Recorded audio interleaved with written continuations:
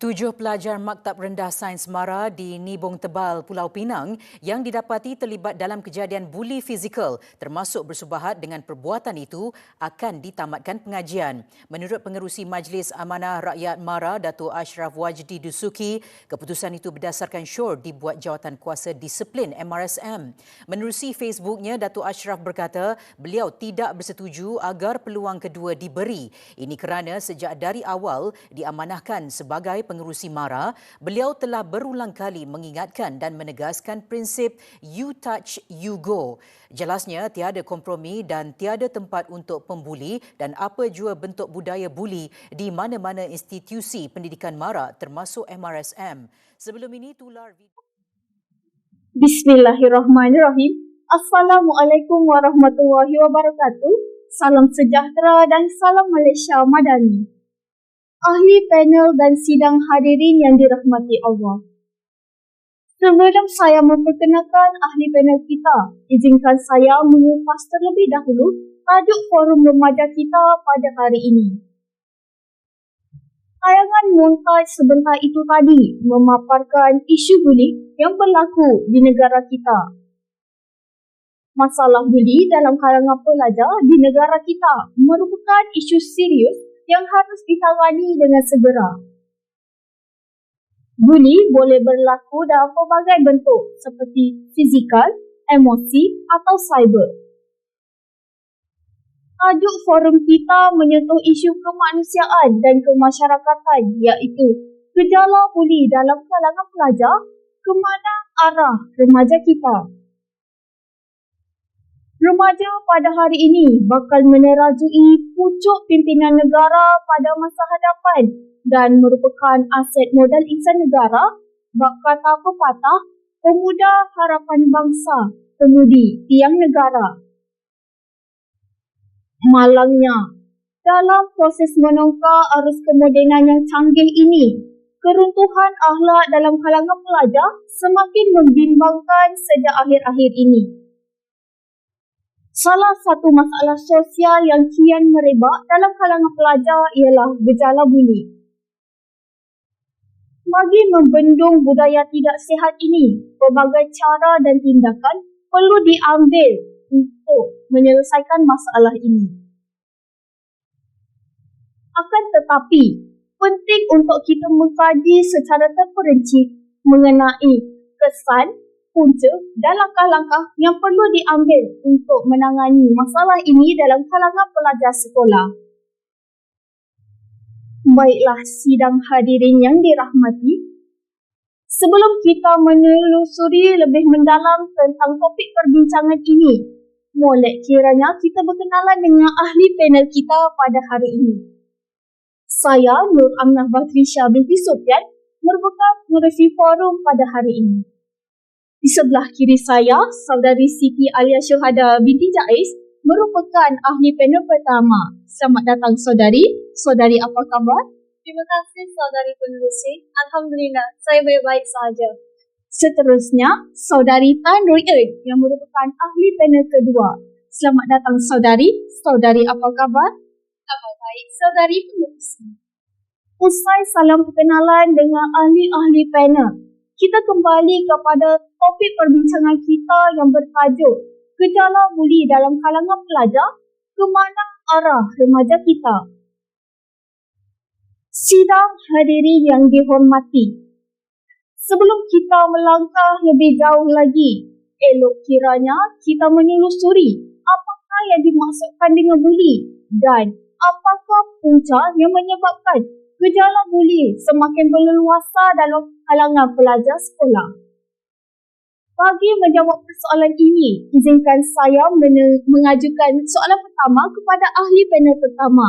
Saudari Alia, mohon merungkaikan persoalan ini kepada semua. Terima kasih saudari penerusi. Assalamualaikum dan selamat sejahtera kepada sidang hadirin yang dihormati.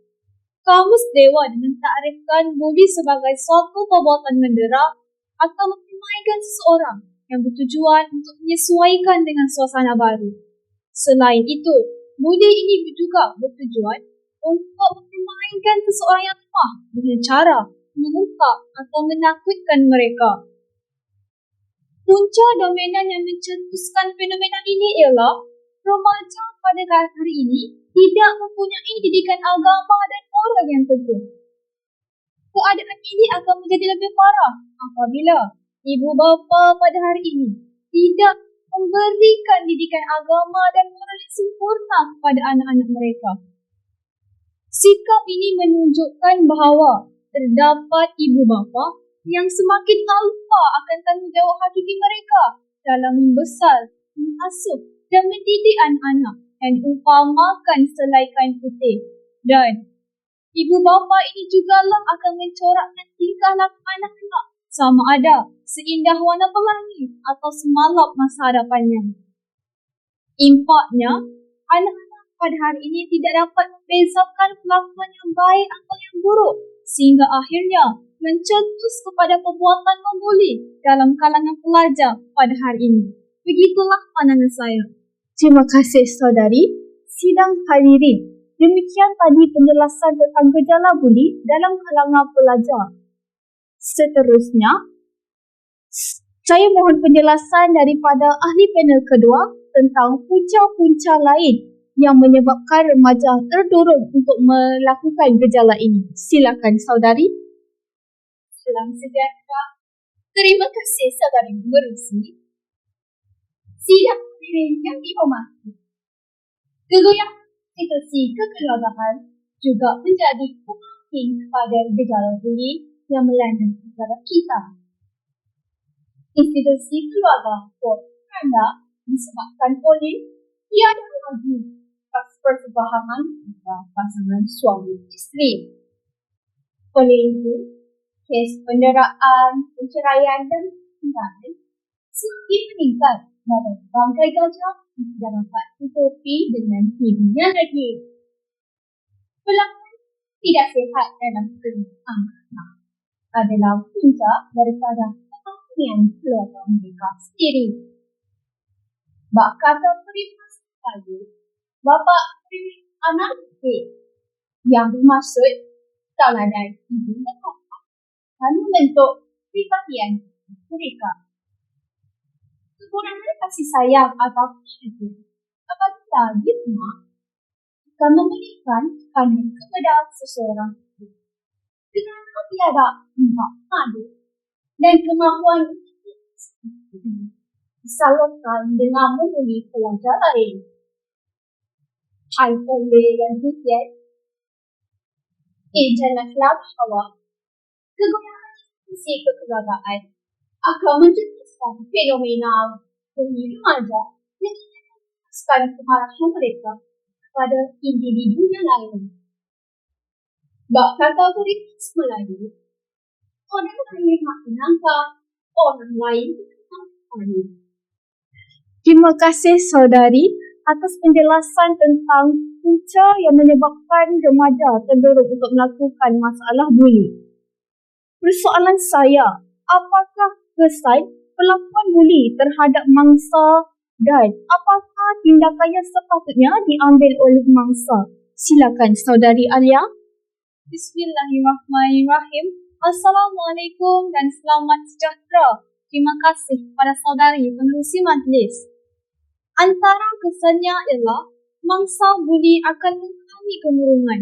Selain itu, peningkatan perasaan sedih dan keseorangan, perubahan masalah tidur dan makan, serta hilang minat dalam aktiviti yang sering diceburi.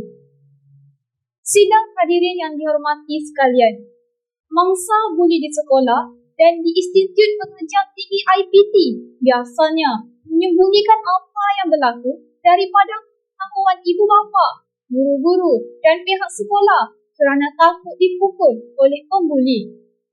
Hal ini ada kaitan dengan persepsi masyarakat yang memandang remeh mengenai perkara ini.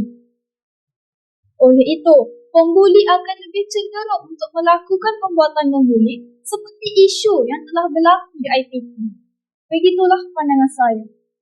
Ya, sidang hadirin yang dirahmati Allah. Saya percaya jika gejala ini dapat diatasi dengan baik, sudah pasti gejala ini tidak akan membarah dalam kalangan pelajar. Sahabat-sahabat ahli panel dan sidang hadirin, apakah langkah yang perlu diambil dan apakah usaha untuk menangani gejala ini? Silakan saudari ahli panel kedua. Terima kasih saudari pengerusi. Bak kata kepala, ia adalah penyakit yang tiada penyembuhan. Terdapat langkah yang efektif dapat dijalankan bagi membendung gejala ini. Antaranya ialah ibu bapa harus memainkan peran penting dalam usaha untuk membendung penyakit ini. Ibu bapa harus sentiasa menunjukkan teladan yang baik pada anak-anak mereka supaya anak mencontohi perilaku ibu bapa mereka bak kata kata. Bagaimana agar begitulah dengan. Selain itu, ibu bapa harus sentiasa mengambil perhatian tentang keadaan anak-anak semasa di sekolah dan memberikan kasih sayang sempurna supaya mereka tidak terasa sunyi dan diabaikan. Kembali semula kepada saudari pengerusi. Saudari pengerusi, izinkan saya menyuarakan buah fikiran tambahan berdasarkan ulasan saudari ahli panel kedua tadi. Silakan saudari, kita masih lagi membincangkan tentang langkah-langkah yang perlu diambil untuk menangani masalah gejala ini dalam kalangan pelajar. Terima kasih saudari pengerusi.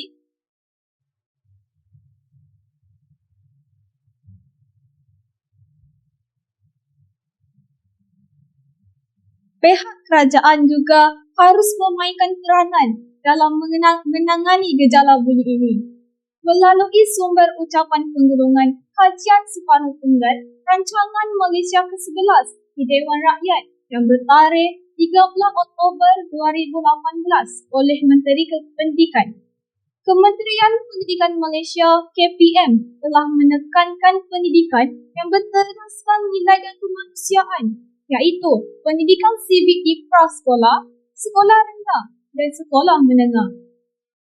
Peruntukan masa adalah selama 40 jam di dalam bilik darjah yang merangkumi literasi sivik dan 30 jam di luar bilik darjah yang merangkumi amalan sivik. Usaha ini kita dapat lihat sebagai langkah yang efektif untuk menangani masalah isu pembulian dalam kalangan pelajar kerana melentur bulur biarlah dari rebungnya. Selain itu, pihak KPM juga telah menyediakan panduan pengurusan menangani isu buli di sekolah. Buku panduan pengurusan ini dihasilkan sebagai satu garis panduan kepada pihak yang terlibat untuk menangani masalah buli dalam sekolah. Terima kasih saudari Alia. Demikian tadi perbincangan daripada semua ahli panel tentang gejala buli dalam kalangan pelajar yang berlaku di negara kita. Menuding jari menyalahkan satu-satu pihak memanglah mudah. Tetapi menyelesaikan gejala ini bukanlah semudah kita berbicara. Bagi menggulung topik perbincangan kita pada hari ini yang bertajuk gejala buli dalam kalangan pelajar, kemana arah remaja kita? Pelbagai pihak perlulah mengambil peranan dalam membantras gejala buli ini di kawasan sekolah supaya para pelajar dapat menuntut ilmu di sekolah dalam keadaan selamat dan harmoni. Pelbagai langkah berkesan dapat membantu dalam mendidik sifat terpuji dalam kalangan pelajar. Semoga kita dapat melahirkan generasi muda yang dapat menjulang nama negara di pesada dunia agar duduk sama rendah, berdiri sama tinggi dengan negara-negara maju yang lain. Sidang hadirin yang dihormati, kalau berjalan dah sampai ke batas, kalau berkayuh dah sampai ke pulau, kalau mendaki dah sampai ke puncak, kita telah sampai ke penghujung bicara. Lantaran keterbatasan waktu, saya mohon mengakhiri bicara ini. Mohon mengundur diri. Sekian, wabillahi taufiq wal hidayah.